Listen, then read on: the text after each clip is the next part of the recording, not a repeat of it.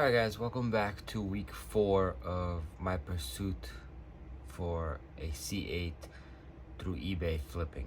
Couple things I want to address in this video before I get into it is one, I'm working on the audio. I actually bought a mic, but I have the wrong wire that goes from the mic to my iPhone. So I have to order a new wire, and then hopefully audio is a lot better. Two is one guy commented saying that something about taxes. He commented a different language. The translation wasn't that great, so I couldn't really make it up. I kind of figured what he was saying, that I have to earn double what I'm making for taxes. So in that realm, I'm not gonna get too specific with everybody because everybody has different situations. You can have a business, you might not have a business, your state does taxes differently. So I'm not gonna get into depth on that because I don't know about this. I have an accountant dealing with that, so that's separate. But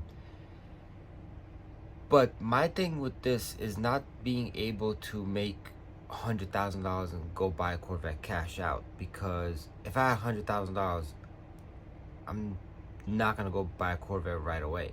Probably gonna buy a house, use the rest of the money to buy a Corvette, something like that, you know. My goal with this is to afford a Corvette on an eBay salary, put it that way. Like, I want to be able to keep my main job. Sorry, I have to think about what I was gonna say. I want to be able to keep a job and then have a Corvette that is paid for by eBay through eBay selling, because I could go out there, you know, once my truck's paid off, go get a Corvette and then just pay with my salary. But my whole thing with eBay, the reason I'm doing it is I could buy things or go on vacations or do things I could never do, because I'm thinking like, okay, where's my paycheck going to? So what can I buy? What can I spend on? So me doing this eBay thing is kind of cutting that out of the equation. It's cutting me looking at my salary and what I could afford and what can I afford, and then just letting me do my thing. You know, that's the reason I'm looking at eBay the way I'm looking at eBay. And the third thing I want to address that somebody left in a comment before I get into the video is this thing. I was talking about a banned item from Corningware, and somebody asked to, you know, if I could get into more detail about it or which item it was. I guess I wasn't too specific. I forgot. But so this is a 9-cup. Sorry, I'm not moving it too much because the thing inside squeaks. I think I didn't put it right. This is a 9-cup coffee percolator, and I went ahead and listed it on eBay for sale. I've seen similar ones for sale, so I was like, okay, you know, I just pressed sell similar, no big deal. When I went to go list it now, after I finished putting the pictures and everything, I got a notification. Like, literally I pressed list and didn't even complete. It just stopped and it said, this item is prohibited on eBay for X amount of reasons, and it gave me a link. On that link, there was an article by the Commission of Trade or something like that, where they banned these specific Corningwares with the lid that's glued on top. Apparently they had the problem with the lid and the handle. When it got too hot, it would literally just like separate. And you know, obviously a hot cup of coffee, you know, porcelain is not a good combination. So that's the reason those are banned. People are still selling them. You're not supposed to, but there's not, you know, some might get through the cracks. I'm not risking my eBay channel page, whatever it's called, for what, 80 bucks I could sell that for. I'm not even gonna attempt that. So that's the banned item. There's more. eBay kind of tells you what's banned as you're listing. As long as you're selling similar, they kind of catch on to things. But just keep in mind, there's items that are banned that if eBay catches you selling, they might give you a bad mark on your account, but I don't think they'll ban you right away. So now let me get into the video. Okay, so let me get into this week's eBay sales. Let's see. Where's sales? Okay, so let's go to custom, and it would be from the 18th because I went away to 25th. So I put it for the 18th that whole Sunday because my last video went up Saturday and I ended a day early, and I did have a couple of sales on Sunday, so that's what the reason I'm doing this. So as you can see, I had, was it 6 items? I don't remember. I guess it was 6 items, yeah. So this week was kind of slow because of it was kind of slow because I was in Nashville and I didn't list anything. I put my account on time away, so this is just what happens. You know, you could keep posting, you could schedule things, but I didn't want to deal with that. I was on vacation. I just wanted to have some fun and, you know, just updating some cost of goods. So with DVDs and Blu-rays, unless I pay a significant amount, which I'll mark them separately in that situation, I usually buy them in bulk, and it's anywhere from like 50 cents to $1.50 per DVD or Blu-ray. So I just round everything up to $1 because it just makes it easier. Sometimes it's like 88 cents. I just round it to $1. So all my movies, unless I paid more, are $1. So that's why I just went in and updated that. But yeah, so let's start with my lowest one. It's a Brooks Brothers button-down shirt. I messed up with that. I saw Brooks Brothers. I know they're an expensive brand. I've heard a lot about them.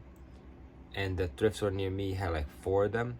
So I just bought them. It was like 20 bucks a pop. I think I paid maybe a little bit less on a couple of them. But sorry about the shake. It wasn't a good idea.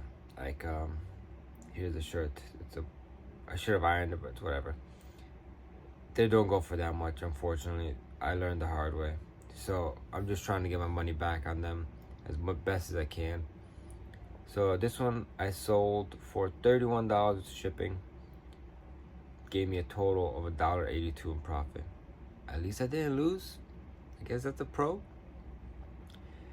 This is a Dead Space Aftermath Blu-ray. I didn't even know this existed until I picked it up, and I thought it was a game. And it ended up being a movie. But I bought it for $1, sold it for $10.63. I actually think I bought this for less because the lady had like a $1 for everything, but I made such a big pile that she gave me a discount. So my net return on this was $3.21 after shipping fees and everything. I sold the Dark Knight trilogy.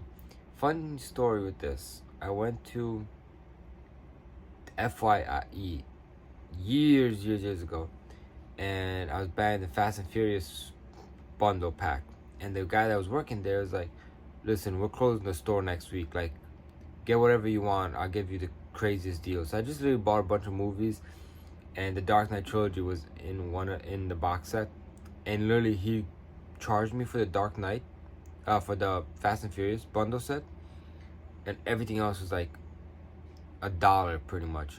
Like, he gave me the craziest employee discount on planet Earth. I literally paid like 25 bucks for like a bunch of box sets. It was the best thing ever. But I ended up selling it for $15.37 with a total of $5.78 profit. Not bad. It's been with me forever. I've seen him so many times. But I'm just trying to like bring down the collection. Right now I'm selling everything. Once I get my own place, I'm gonna go ahead and rebuild it because these are common movies. I find them all the time at thrift stores. So once I have like a space to properly organize them and have them displayed nicely where it's like a little library of movies, then I'll focus on collecting more than reselling movies. But for now, it's nice having this little steady income coming in, you know? That's a cup of coffee right there, Starbucks. The next was Avengers Infinity War and Endgame. Sold those, let me correct this because it was 2. Sold those for $15.63 as a pair. and made about $6.12 on profit with that. Next is a rag and bone. This is part of a bundle buy. I bought a bunch of, this is like the first time I ever bought clothes, and it came out to $6.90 per clothing item. But I did have a lot of other stuff that were included that either weren't, I'm not selling, like Game of Thrones Blu-ray season 2. I'm trying to collect all of them before I watch it. So those were not included. So I sold this shirt for $29 shipped, and that was a profit of $12.47.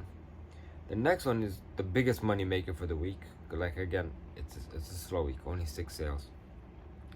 Is a Department 56 Grand Central Railroad Station porcelain thing. It was damaged. I took pictures, I put in the description, so you know that's on them. They hopefully they check. In the title I literally write read, so they could understand there's something wrong with it. Like on eBay, if you ever see read or description or anything pointing you to read more below, it's usually it's damaged or there's a cause or something's up with that item. But yeah, I bought it for $10, part of a big sale. It was 10 Department 56 items for $10 each, so $100 right there. And my net return, I sold it for $68.55, and my net return was $36.33. And that was it pretty much. I didn't really sell much. I didn't really list much. Right now I'm trying to get back into the groove. Right now I'm trying to get back into the groove of relisting. Coming back from vacation, you know, cleaning up, doing chores, doing errands, then work. It's hard to get the ball back rolling, but today I'm gonna start listing more and moving forward because I don't want to fall behind. I'm the type of person where it's like if I fall behind too much, I kind of like not lose interest, but not lose enthusiasm for it. So today I'm gonna go ahead and list more. I have a few things that I need. I already took pictures. I was planning to list it in Nashville, but I was having too much fun. I didn't want to, you know, ruin that.